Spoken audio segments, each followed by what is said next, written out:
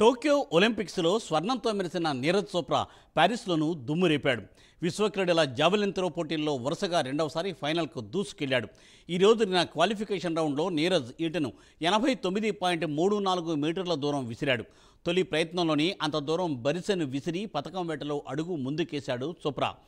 చోప్రాకు ఇది కెరీర్లోనే రెండవ అత్యుత్తమ ప్రదర్శన కావడం విశేషం.